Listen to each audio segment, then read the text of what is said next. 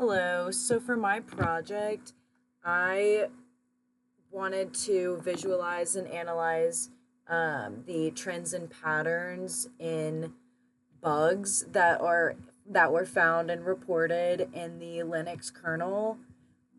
Specifically, wanted to look through the Debian database in order to limit my data set and help me find actual bugs that were both reported and resolved, specifically so that I could make observations about their durations. So, the first chart that I created um, using Plotly was this distribution of bug fix durations.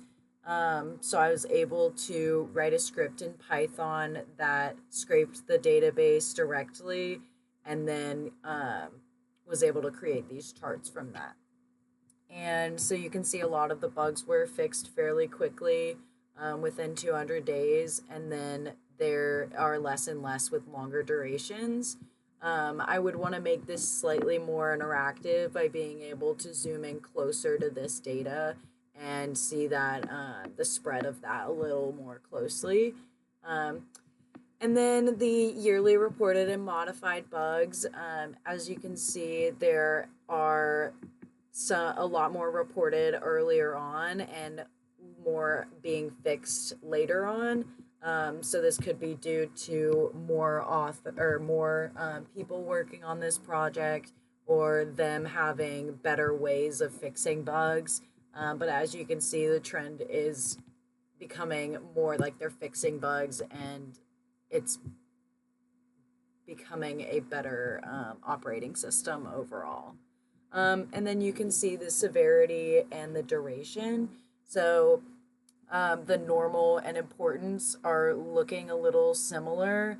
The normal has a little higher quartiles than the normal or than the important. But maybe this is to show that the important ones could use more attention. Our wish list ones also take longer.